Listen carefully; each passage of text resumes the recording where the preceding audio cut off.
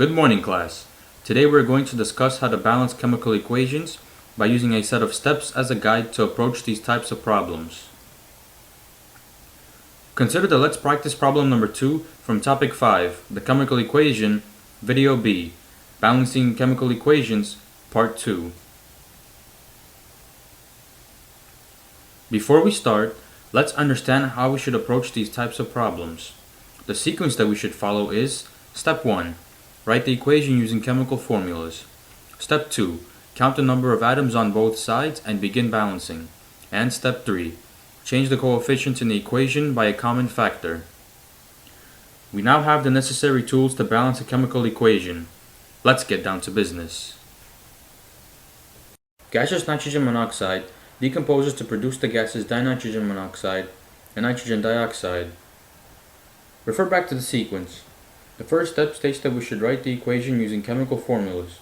Make sure when writing out the equation that you appropriately match the prefixes, which indicate the number of atoms in the molecule. When performing the first step, you should end up with the following equation. NO, nitrogen monoxide, decomposes to create N2O, dinitrogen oxide, and NO2, nitrogen dioxide. Great, we now have successfully completed the first step. Now that you have the appropriate unbalanced equation, count the number of atoms on both sides and begin balancing. We start by counting the number of atoms in the reactant side. Then we count the number of atoms in the product side. We can see in the atom table that the reactant side has only one nitrogen atom and one oxygen atom, whereas the product side contains 3 nitrogen atoms and 3 oxygen atoms. Moving on to the final step, we must change the coefficients in the equation by a common factor. In this problem, we have 2 unbalanced atoms, nitrogen and oxygen. To balance, we need to determine how to make the nitrogen and oxygen atoms equal on both sides of the equation. To do this, we multiply the smallest number, in this case 1 nitrogen and 1 oxygen, with the factor that gives us the biggest number. So we multiply 1 with 3 to get 3 nitrogens and 3 oxygens. After finding the mutual factor that balances the 2 atoms in the chemical equation, we change the coefficient of the molecule on the reactant side by the factor 3 to reflect the 3 nitrogen and 3 oxygen atoms on the product side. Moving on to the second problem. Magnesium metal reacts with solid silicon dioxide to produce solid magnesium oxide and solid silicon. Refer back to the sequence. Write the equation using chemical formulas. When performing the first step, you should end up with the following equation. Mg plus SiO2 produces MgO plus Si. This is what we know so far. Now that we have the equation, start counting the number of atoms on both sides and begin balancing. As we can see from the atom table, there is 1 atom of magnesium and silicon on both sides, whereas there are 2 atoms of oxygen on the reactant side and 1 on the product side. To balance, change the coefficients in the equation by a common factor.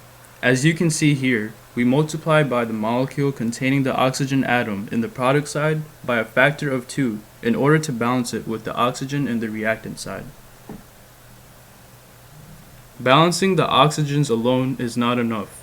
We need to balance magnesium also, which is shown here. Thus, keep changing the coefficients in the equation by a common factor until you can't balance anymore.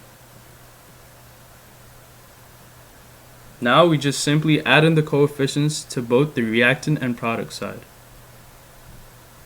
Awesome!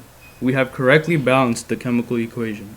The final problem reads, solid vanadium 5 oxide reacts with hydrogen gas to give solid vanadium 3 oxide and water.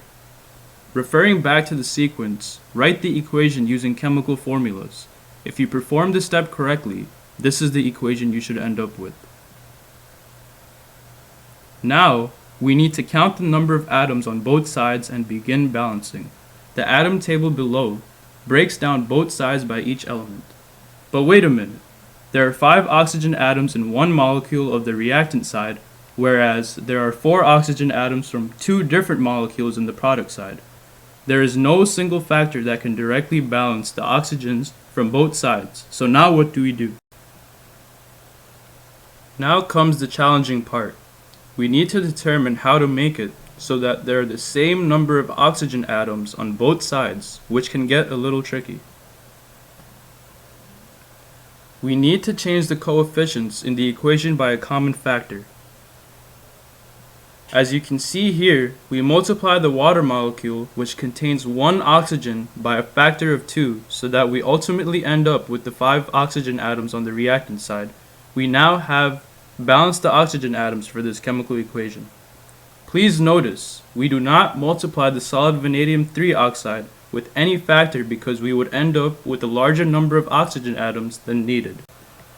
We still need to change the coefficients in the equation by a common factor because we are not finished yet. Now that we changed the coefficient of the water molecule on the reactant side to balance the oxygen, we also have to account for the change in hydrogen atoms in the reactant side. Now, just simply add in the coefficients to both the reactant and product side. Wonderful! This is the correctly balanced chemical equation. You now know how to balance. We hope you enjoyed our presentation.